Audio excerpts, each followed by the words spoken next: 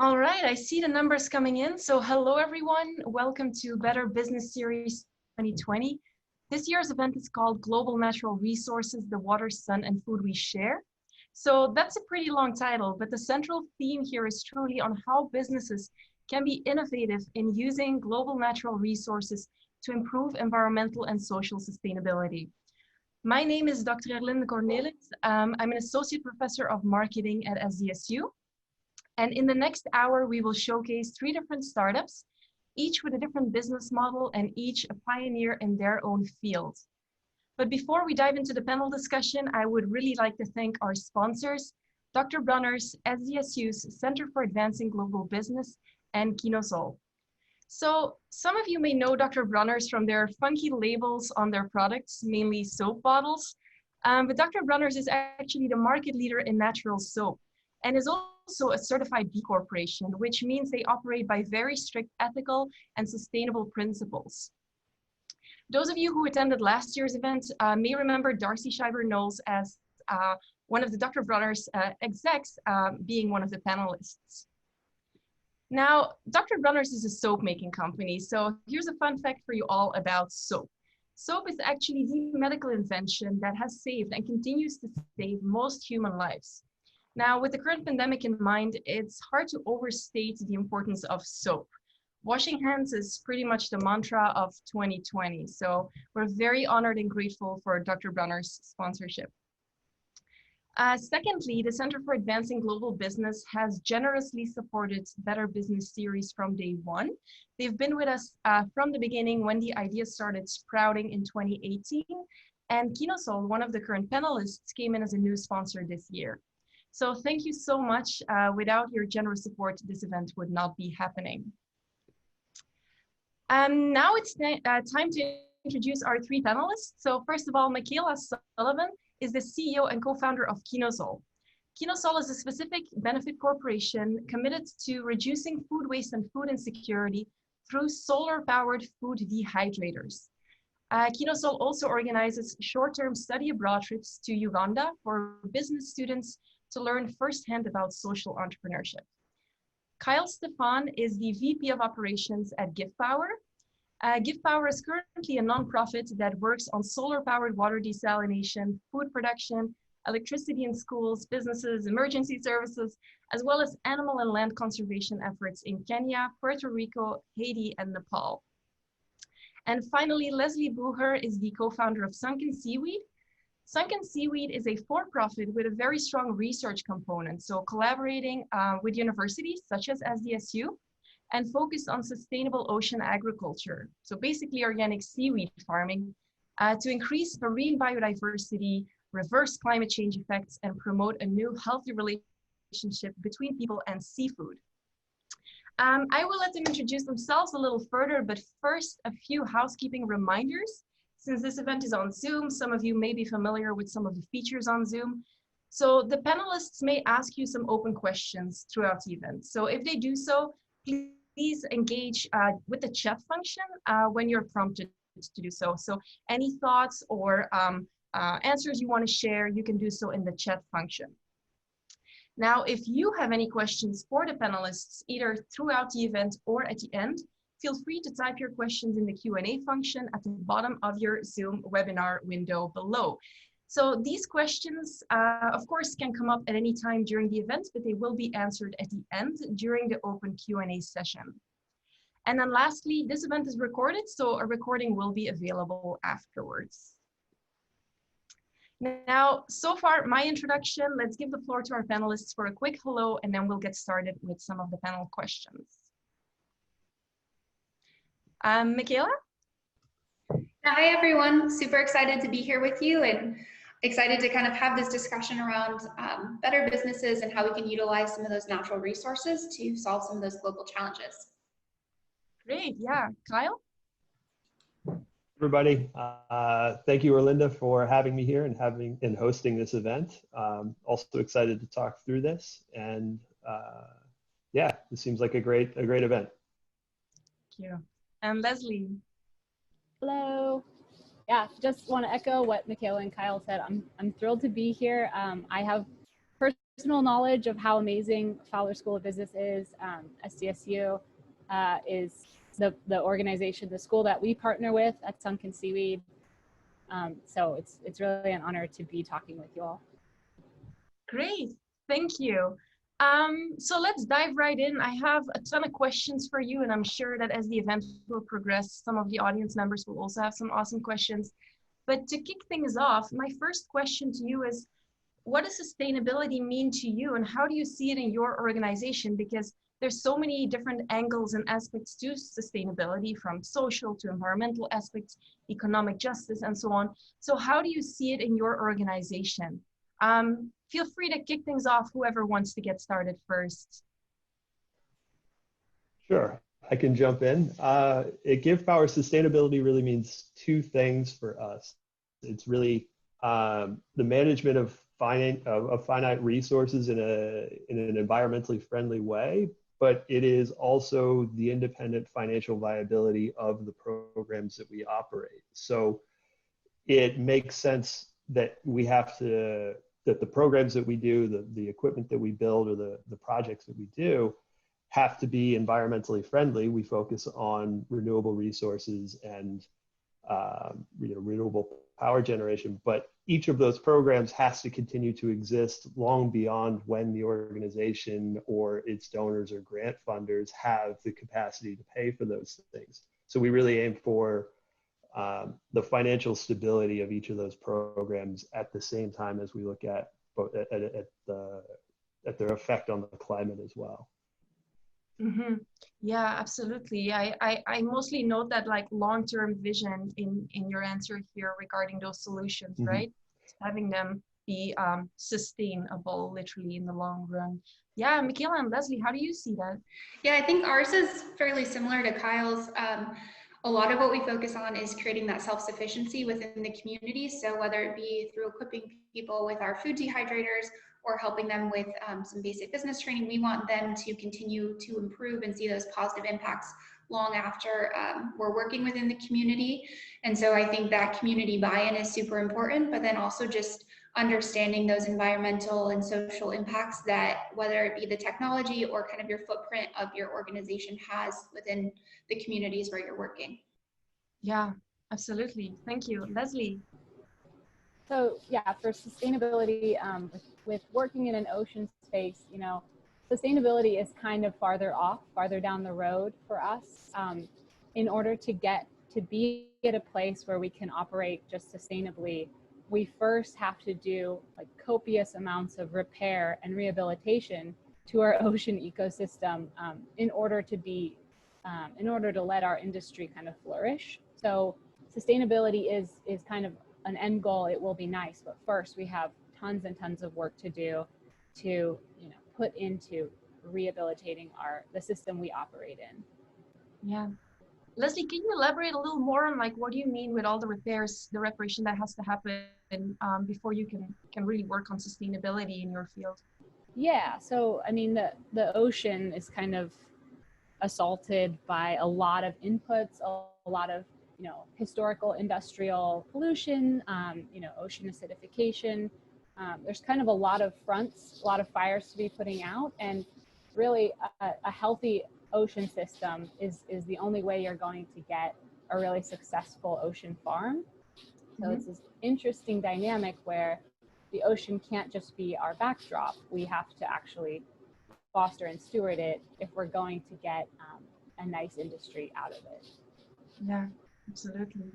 Yeah, so I hear you mention like the different solutions you use to advance like sustainability in your field, but can you elaborate a little bit more on how your solutions help, especially with food and water insecurity, whether that is current food insecurity in developing regions like Quinoa Soil and Give Power do, or anticipated food insecurity due to the climate crisis, such as Sunken Seaweed mostly focuses on. So I know we have a very heterogeneous audience here, so some of the audience members will know a lot about, let's say, for example, water desalination, whereas some have never heard of it maybe before. So can you, as panelists, briefly explain the methods and solutions your organization uses to overcome the problem of food or water insecurity? Yeah, I can go first again. My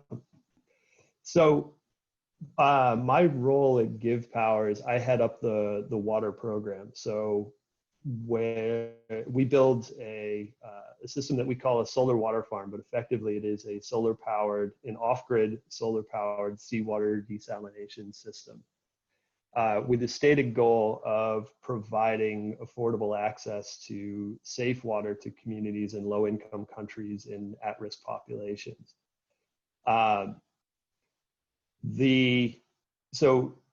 Just basically, by their very nature, their intent is to create a new water resource. And so the way they operate, I think, is really effective in two different ways. Number one, by having seawater as our raw water source, we are actually creating a new water resource within the community rather than stressing an existing one that may already be strained. Underground aquifers, boreholes, as populations increase and densities increase, those get really, really strained. And so we can provide a new safe water resource for that community, which can then open up those other, the boreholes or the other water that is untreated and probably not safe for consumption for cooking or drinking or other sort of sanitary uses. That water can then be used towards feeding crops, growing gardens, livestock, and other activities within those communities that are critical but may not have been available to them before. So we really try to tackle that, I think, from both of those ends, in addition to in as environmentally responsible way possible, solar powered desalination. Desalination, for those that know much about it, can carry a lot of different stigmas around whether people think it's positive or negative, or the environmental impact and all of that. So we do design with all of those things in mind. Mm-hmm. Quick question, side question about this. So desalination, to my understanding, and I'm by no means an expert in desalination, of course, but is a pretty energy intensive process. So basically, can solar power, is solar power compatible with that? Can solar power actually accomplish the desalination efficiently? Yeah, it's a great question. Absolutely. That is one of the principal challenges to seawater desalination, is the energy consumption that is required.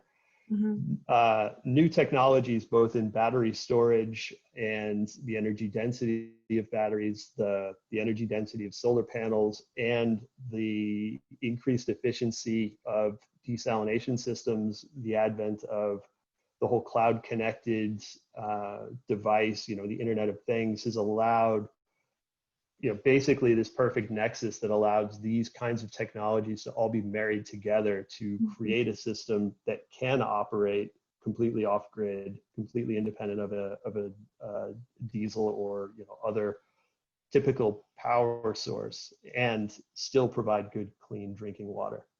Yeah, absolutely. Yeah, thank you, Kyle. Michaela and Leslie, can you elaborate a little more on what technologies you use or methods you use to overcome food and water insecurity in your organization? Yeah, at Quinoa Soil, we're specifically focused around global food waste, specifically at kind of the producer level for smallholder farmers.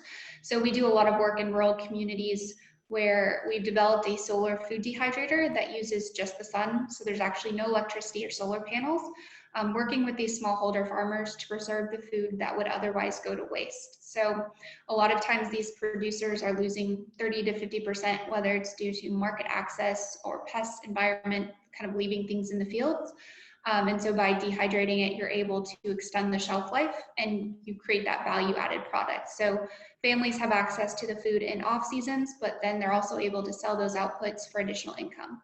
So that's kind of how we're tackling food insecurity. Not only just equipping them with the technology, but also focusing on a lot of community trainings around best practices and teaching those basic business skills. Yeah, excellent. Yeah. Leslie, can you tell me more about specifically like the nitty-gritty of what you do at your organization to overcome food insecurity, hopefully in the future? Yeah, so we're kind of tackling the kind of industrial farming side of things.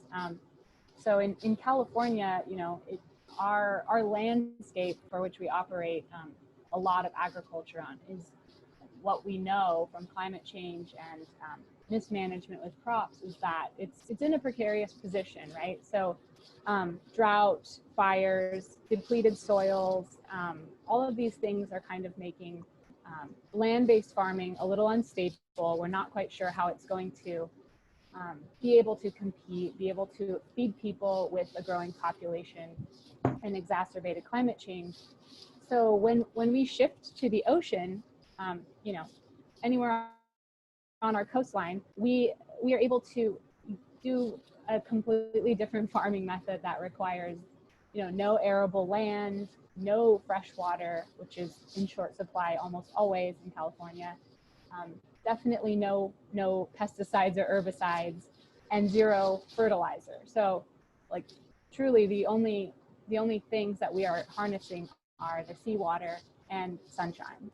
And so we can get this really beautiful start to finish zero carbon footprint method for producing, you know, on an acre kelp farm, you can produce 5 or 6 tons annually of food for people. So just using that resource in a really, really low carbon way is going to be a huge benefit. Mm-hmm. Yeah, absolutely.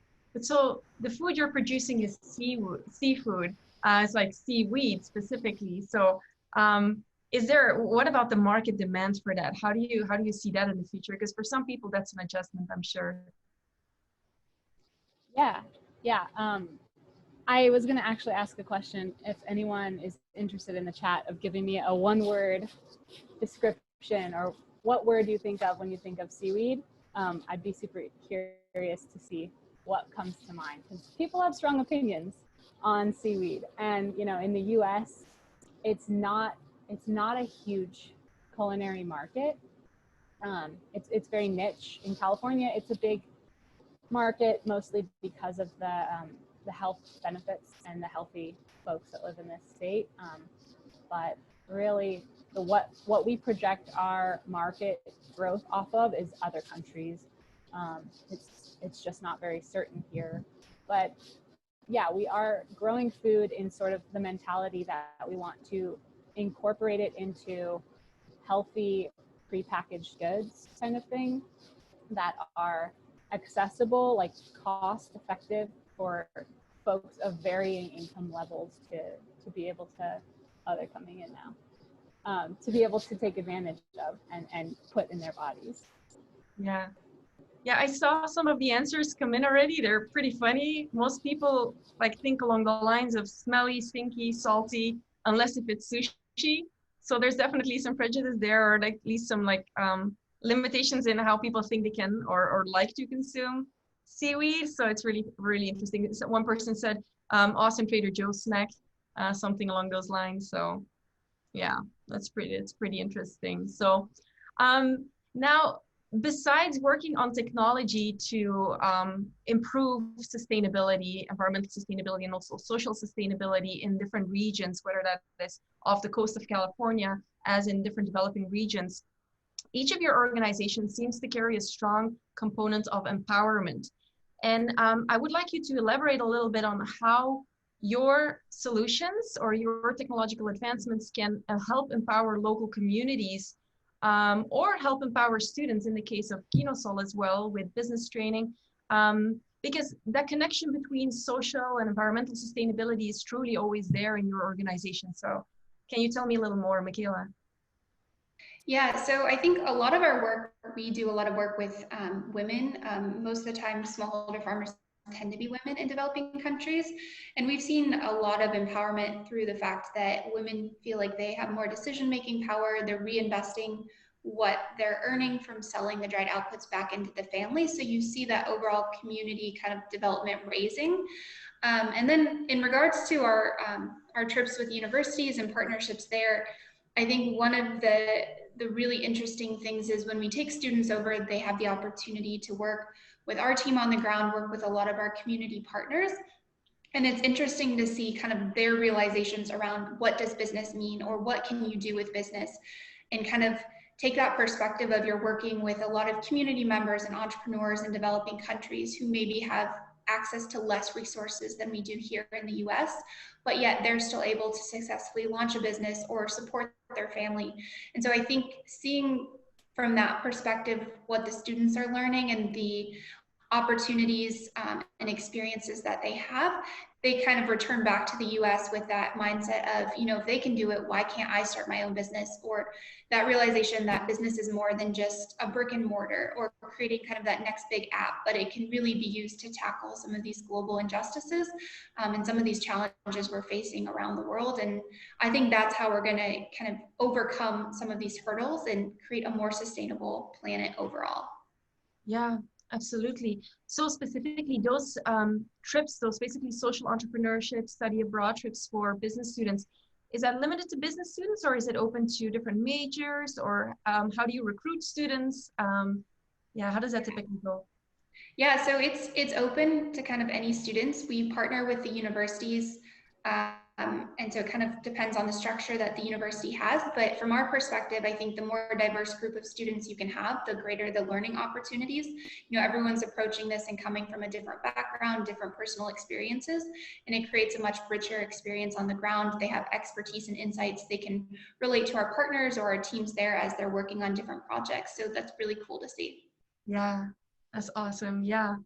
Now, in addition, I also know, Leslie, sunken seaweed, focusing on seaweed farming. One time I heard that seaweed, and then I also picked it up, like seaweed is also a story of women empowerment.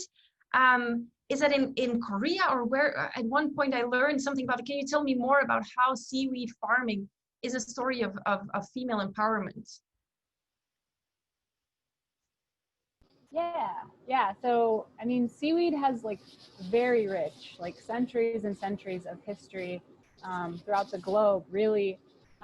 And in Korea, South Korea, and in Japan, there are Haenyeo or ama, depending on if you're in Korea or Japan, divers that are women divers. It's a super matriarchal society, and they are the providers of the food, the seafood, which is the main staple in historically in those islands. And so the kind of dependency of women getting the seaweed is like definitely, it carries a lot of tones throughout seaweed farming itself, but that's where that lore is kind of based in, is like these very real, still to this day, they're diving, women divers, free diving, very badass. But in terms of farming, like in California, what we've seen, I mean, I get emails a few times a week about folks that are interested in being part of this, being part of the seaweed farming world, and like, overwhelmingly they are women, and overwhelmingly the reasons they're interested in entering this business are because of the potential benefits to the ecosystem and because of they feel this real need to fix an ecosystem and make a business out of it, right? I mean, that's definitely what drove me into this field. But really, it's kind of breaking this barrier of water work in a traditional sense in this country has been done by men, you know, going out to sea, doing these big fishing excursions and things. Seaweed farming is very accessible to people that live on the coast. It's very accessible to women. It's work that we can do, and in my mind, it's the only way that seaweed farming will become a sustainable industry is if it gets put into the hands of women, you know, care providers, indigenous people, the original stewards of coastal waterways, and explicitly not just letting it fall into the hands of like a bunch of older white men kind of thing. It's like we need to be deliberate about making sure that it gets stewarded into the hands of women and into the hands of people of color, indigenous groups, and it will certainly become a very valuable thing if we do that. Yeah, absolutely. Wow, thank you. That's a super interesting background story of those female divers in Japan and South Korea historically, and how that kind of changed ocean agriculture in that way. That's awesome. Kyle, the name of your organization, Give Power, literally specifically says give power. So couldn't be talking about like more empowerment here. How does your organization provide that social empowerment? Yeah, I think there's a lot of ways. I mean, Give Power was originally formed basically for that, with the intention of using solar power to electrify remote communities, whether that was a community center or a school or like a grain mill or something like that inside of a community that would allow them the ability to operate or read at night, study at night, or operate a grain mill, and something that might have taken hours or days to track and do before. More recently, the program that I run right now, and we've become very focused on around the water side of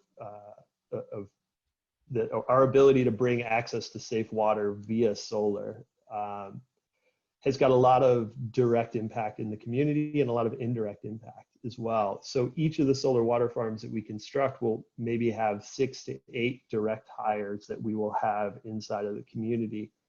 And those will be people that will operate the plant, do the maintenance and the upkeep. They'll sell the water. They might deliver the water.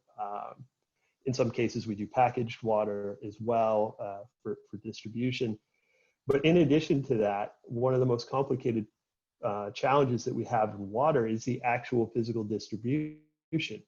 In the United States, in Europe, and in high-income countries, we actually have these extremely complex piped water networks, and water gets transported underground to all of our homes, and we just have that and we take it for granted. But in these communities, that is like nothing could be further from the truth. Even in some of the major communities in larger cities, getting the water from a centralized location out into the community is a tremendous task. And they have these really wild, informal last mile distribution networks, anything from people pulling hand carts to driving around in little 3-wheeled tuk-tuks with a pickup bed in the back. And so our projects actually create jobs and these micro entrepreneurs from within that space as well. So they'll go out and they'll create a new job of delivering water to people's homes. Yeah. And we also have another program where we're expanding sort of a hub and spoke model, where we're expanding into kiosks that we distribute in and around the community as well, and then deliver water to those. And we basically set up a small entrepreneur within that community to own, operate, sell that water, and create a new business for themselves. Mm-hmm. Yeah, so Give Power is currently active in, if I recall correctly, Kenya, Puerto Rico, Haiti, Nepal. What stages are these projects in each of these countries right now? There are 3 countries that we're operating the water programs in. We've been in I don't know, 17 different countries, or actually 18 or 19 different countries now after this year, for a lot of the solar projects that we do, or some of the Trek, the sort of voluntourism, impact travel type of programs. But the water program is currently active in Kenya, Haiti, and we're in construction on 2 different projects in Colombia. So we have 2 active sites in Kenya, a 3rd that is under construction right now. An active site in Haiti. We're identifying a second site to start construction, and then we have 2 more being built in Colombia.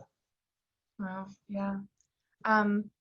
I assume you have to adjust your distribution or problem-solving thinking based on the region you're working in, right? I assume that you can't just replicate from location to location, right?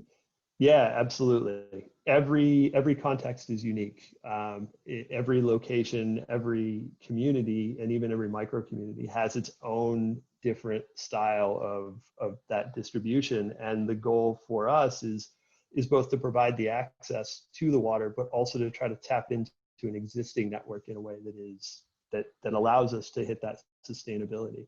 We go in targeting to try to sell our water at the same price or lower than what the untreated water sources are in the community. And the only way we can do that is by operating in an extremely efficient way and tapping into existing last mile distribution networks. And yeah, those are always different. It's always a challenge. I'm sure. Yeah. Wow. Well, talking about challenges and opportunities, I also want to talk a little bit about how your different business models or create different challenges and opportunities in terms of the work you do, because you all three of you represent a different startup in a different stage, but also with different income sources and different structures. So from specific benefit corporation to for-profit to non-profit.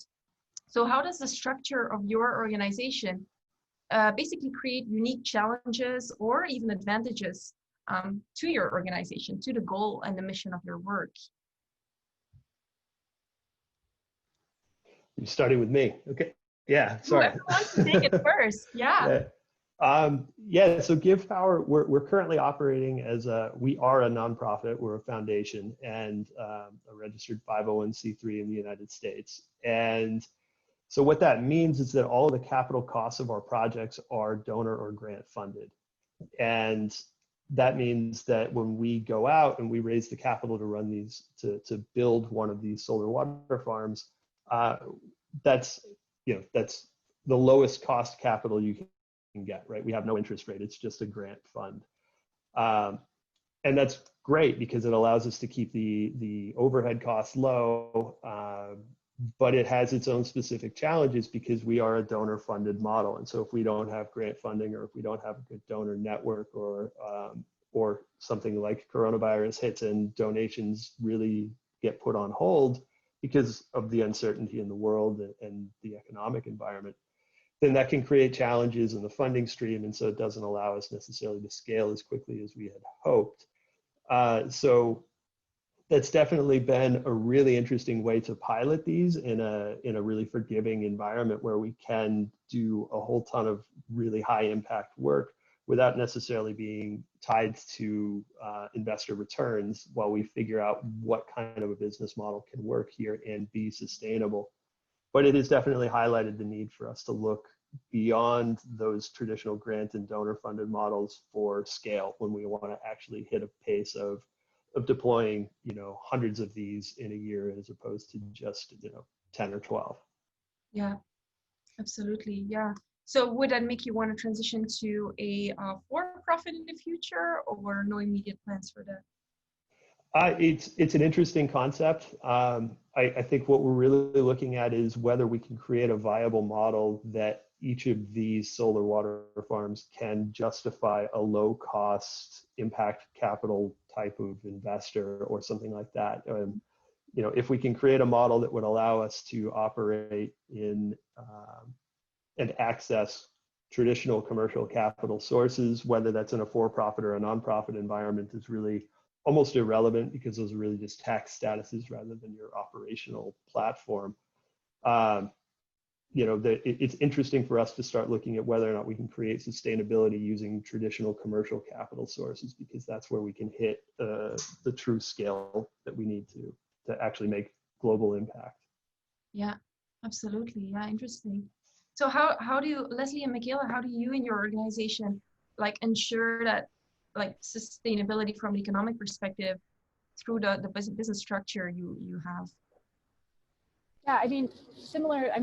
We are Sunken Seaweed is a for-profit technically, but we have not generated a profit, nor is it really our big priority, right?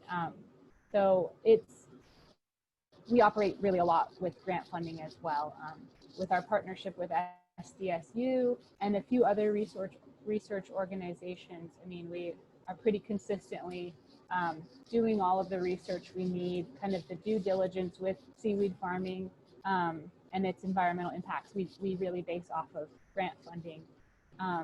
And we have kind of core to our goal and as a company is to avoid venture capital.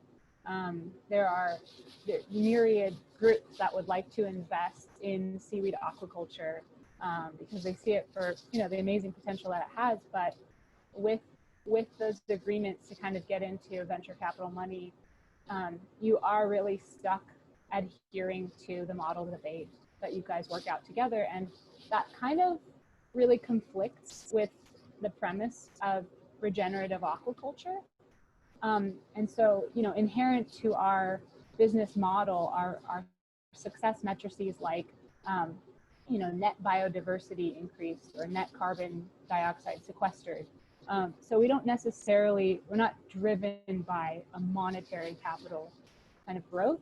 And so that has made it tricky to align ourselves to get in the right position to become, to take investment money and things like that. But one of the groups that has really helped us out is a company called the Lift Economy, LIFT Economy, and they're a consultation agency out of Berkeley area that's really dedicated to circular economic models and helping companies stop adhering to a traditional linear economic model, capitalism as usual approach, which to us, capitalistic model kind of flies in the face of bolstering ecological diversity. So we've really tried hard to not adhere to that model.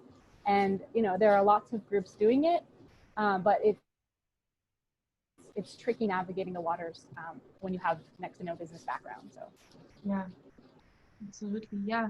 Well, this is also where Michaela is working on, like providing that business background. So can you tell me a little more about the unique setup of your organization as a specific benefit corporation and what implications that has for your day-to-day? Yeah, so I think one of the advantages to being a specific benefit corporation is you kind of have that, call it North Star, that kind of impacts and directs all of the activities that you do. So for us, our mission was to help reduce global food waste. And so all of kind of the activities and programs that we run really kind of center back to that. And so it provides that clarity on the direction of where you're going. But I think what's really interesting is it gives us a lot of flexibility to try out different business models, be creative with kind of how we're going to get there. So similar to Leslie, we haven't taken any sort of venture capital. We've kind of steered a little bit clear of that, knowing that we're not exactly going to be that VC scalable. We're much more geared towards the impact that we're going to have. And so if that means we take a slower route to get there, for us, that's completely okay, because we want it to be sustainable in the long run. We're not after making a profit. We're really after that impact. So I like to say we kind of put people above profits is the way we look at it. And knowing that if that's the way we operate, at some point we are going to reach that point of profitability. But I think some of the maybe kind of downfalls is we're kind of in that weird spot where we're maybe not your traditional for-profit that could go after some of that kind of investment capital or some of that more commercial capital, but we're also not a nonprofit. So sometimes looking after grants or looking at grants to pilot new projects in different locations, we really have to be strategic and find the right partners in order to make that happen. So there's a lot of flexibility, but there's also a couple of downfalls because you're kind of right in that middle spot. But so far it's worked really well for us, and we've been able to kind of guide and direct the direction of where we're going, and be really true to kind of why we started this and what our end goal is. Yeah, absolutely. Yeah. There's probably not too many examples of specific benefit corporations, so it's not like you can follow some sort of preset template and like a ready road to success or something. So if you try to make an impact, it's always, there's a lot of pioneering work involved, which comes with risks and certain pitfalls. So yeah, I'm sure that can be challenging. Yeah, definitely. And you've seen kind of some of your bigger companies now going and actually getting certified as a B Corp, like Kickstarter, Patagonia, those kind of companies, which is really cool. But there's probably less so that are actually starting as a benefit corporation or specific benefit corporation. So it does give us a lot of flexibility to try things out. Yeah, absolutely. Awesome. I do want to also keep an eye on the time.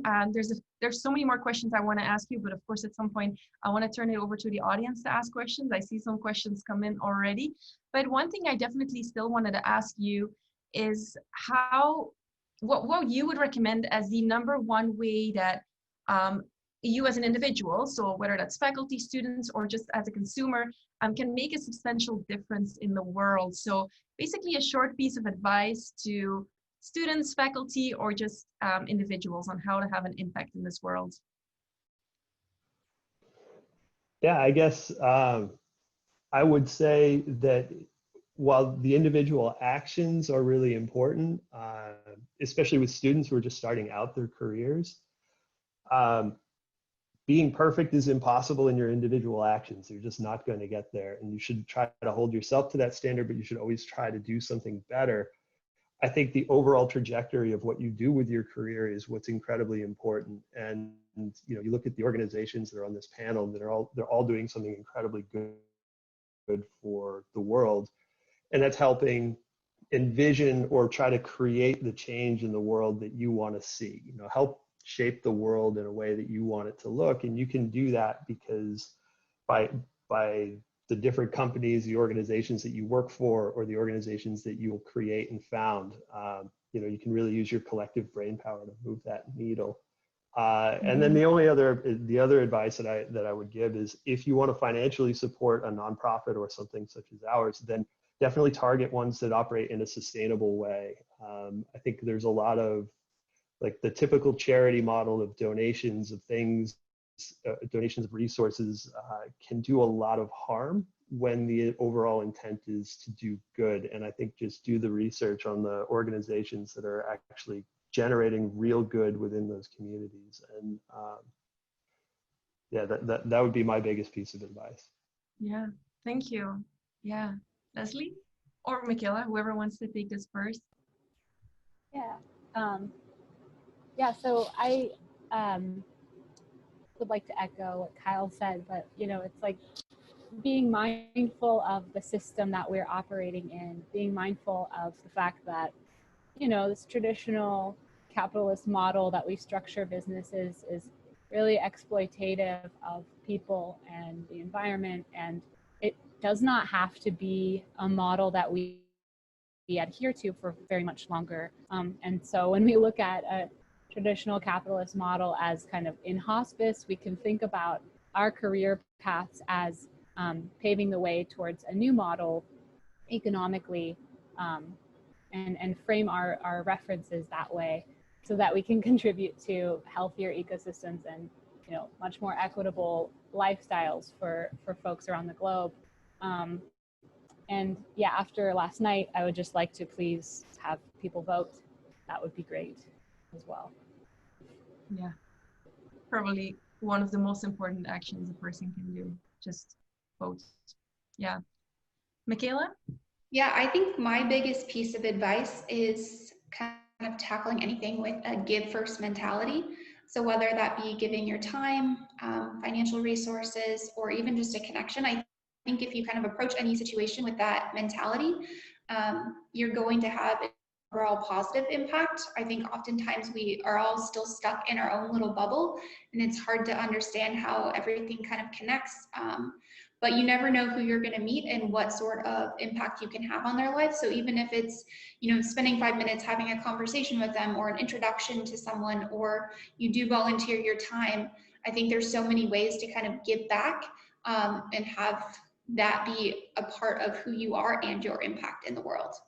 Yeah, thank you. That is incredibly valuable advice to students, faculty, and basically any individual alike. So thank you.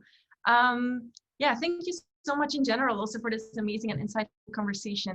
I wish we could keep going, because again, like, I have tons of questions, but I know I saw some questions in the audience that some others would like to yeah, ask some questions too. So I'm going to open the floor for Q&A from the audience. If any of the audience members still have any questions pop up in their head, feel free to type them in the Q&A section at the bottom of your Zoom webinar window. I'm going to take a look right now at what we've seen come in. So one question is from one of the faculty members at the business school. What, in terms of policy changes, would be helpful to your companies? Really good. Yeah, really good question. Whoever wants to take it. Yeah, really interesting question.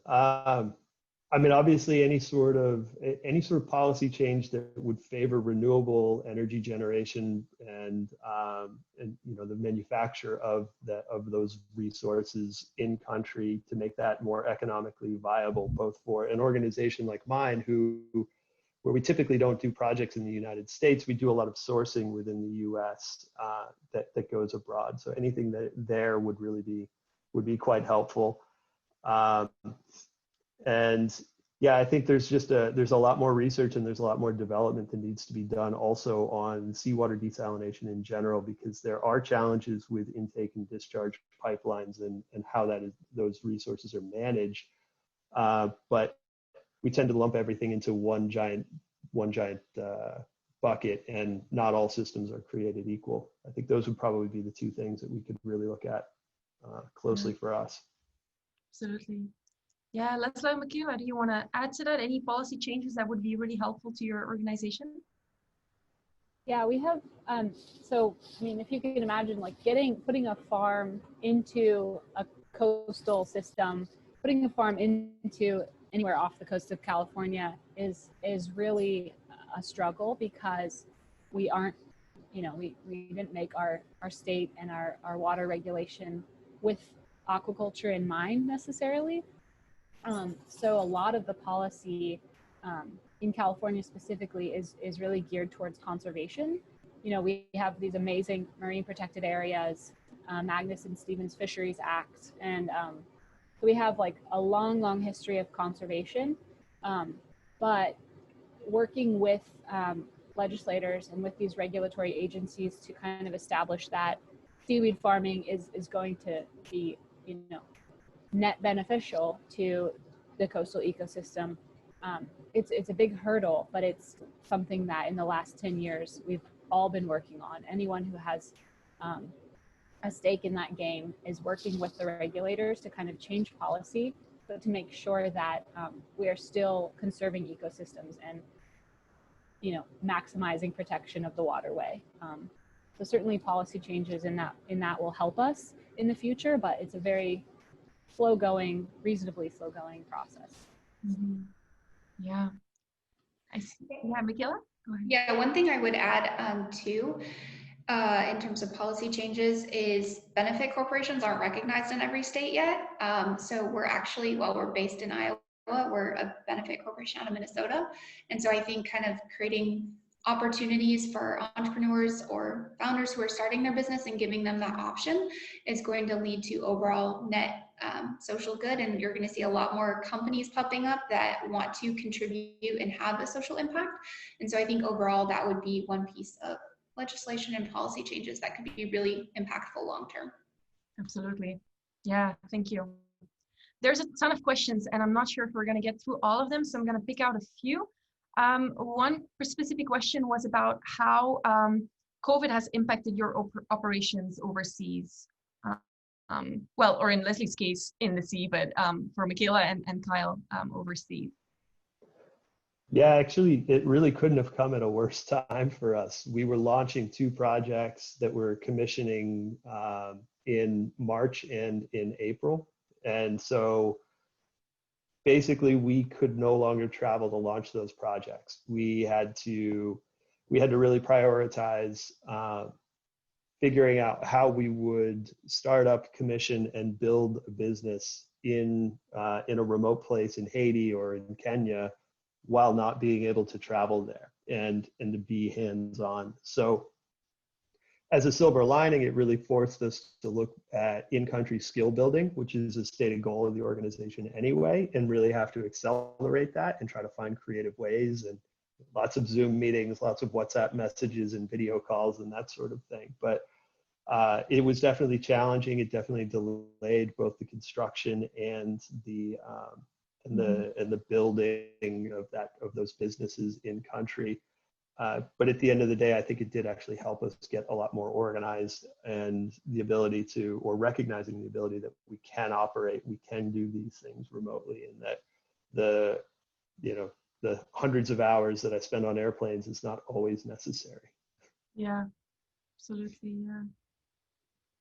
Michaela, I think from our perspective, it's similar to Kyle. All of our travel plans got put on hold. We were supposed to be taking 4 more trips with groups of students from colleges across the US, but then also our local staff ran into a lot of issues. The lockdowns were a little bit more severe in some of those in Uganda, and so we had to put a lot of our community trainings and plans on hold there. And so kind of just being creative and figuring out how can we deliver that content and continue supporting communities in more of a remote setting. So it's been an interesting journey over the past 8 months. Mm-hmm. Yeah, I'm sure. I see some questions. One faculty member specifically asks about a collaboration that I can put you in touch with him afterwards, because I think one person had specific questions about collaborations. One other question came in from Sinena about why Michaela specifically chose a benefit model, so specific benefit corporation, rather than a nonprofit or for-profit. I believe I mean, partially answered that, saying that it is a good way to kind of like get started and launch, although there's not too many examples starting as a benefit model, but is there anything else you want to add to that? Yeah, I mean, I think we just liked that we had a central mission and everything was guided by that. And you kind of have that social capital as well. Being a benefit corporation, you can show like what you're doing really is having that impact, and you have something that kind of certifies that. So I think that was kind of one of those decisions around just being a for-profit versus a benefit corporation. And I think what we liked about the benefit corporation over kind of the nonprofit structure is we have a little bit more control kind of in that direction, where we have a board of advisors and a board of directors, but the board of directors is primarily just the founders and a couple of volunteer members or volunteer board members. So we had a lot more kind of control in the planning and the strategy of where we were going to take the business. Yeah, absolutely. Yeah. This question, of course, also goes for Leslie and Kyle. Like, why did you choose the model you're operating under, like the business model you're operating under? So if you have a quick comment on that, feel free to share. Yeah, for us, I think it was really about, you know, we kind of embraced this venture philanthropy model where we knew what we were doing was really hard. We knew what we were doing was really risky, and it required a pretty significant capital investment. And so by piloting under a nonprofit using donor funded money, we could be really honest about the risk level that we were engaging with, and we could find donors that were willing to support those programs because they saw the greater good that could come out of this, rather than you know, investors or going through more traditional, you know, VC or even angel investors or impact investors, where there is an expectation of a return and an understanding that there should be a business model upfront that would produce that. It really gave us the flexibility to experiment without the obligation of needing to repay debt at the same time. Mm-hmm. Yeah, absolutely interesting. Yeah, so for us, we started our LLC. That's what we're registered under to operate our business. It came out of necessity. I mean, my partner and I, we applied for incubator funds. So the Unified Port District of San Diego, they were running this accelerator. They still are, actually. It's called their Blue Economy Incubator. And Tori, my partner, and I, we applied for that. And, you know, they said, yeah, we'll fund a brand new business, brand new startup, but you need to like actually be a business. So we registered very quickly as a for-profit, with, you know, partially out of naivety. You know, we don't have business backgrounds. We have marine ecology backgrounds. So we're like, yeah, LLC looks good. But also, you know, we had the idea that we were going to be growing seaweed and then immediately selling it. And that was kind of the farm model we want. But of course, plans change, and we delved into the research arm of it in the last couple of years. So we've kept our status, our business status. It hasn't been an issue, but that's kind of where it stemmed from. Mm-hmm. Yeah, thank you. Yeah. I'm gonna have to pick out one more question to squeeze in right before my closing remarks, but there's two students asking a similar question, basically on advice on how to start a sustainable business, if you want to start a small sustainable business, and whether that is always more expensive to do something sustainably or whether it is less expensive in the long run. So if you have any quick comments on that, feel free to share. Yeah, my advice is if you guys are all students, that's actually one of the best times to start a business. You have the least amount of responsibility, and access to capital is actually a lot more prevalent in terms of different business plan competitions through universities. There's tons of universities and there's a ton of free money out there to kind of get your business up and going. And then I think if you want to kind of have that social impact incorporated, just be really true to what impact you want to have and what problem you want to solve. And all of that kind of falls into place naturally. Yeah. Thank you. Kyle? Yeah. Just to add to that, which I think what Michaela said is fantastic. Don't overlook intrapreneurship as well, like working within an organization that has goals that are stated similar to yours, but provide opportunities to experiment with different business models, different projects, different ways of solving a problem. It doesn't always have to be from the ground up, one person going it alone. It can be from within a larger environment as well. Yeah, that's very valuable advice. Thank you. Good. Leslie, do you want to add, or are we? I think those were both beautifully eloquent answers. Awesome. Yeah, perfect. Okay. So then, thank you. First of all, thank everyone for your time. I want to take a minute to explicitly thank the panelists, Michaela, Kyle, and Leslie. And I want to let you know that to express our gratitude, we decided to make a $50 donation in the name of each panelist to SDSU's food pantry. So that totals $150. For those of you who are not familiar, the food pantry at SDSU is run by associated students and distributes an average of about 100,000 pounds of food each year to SDSU students.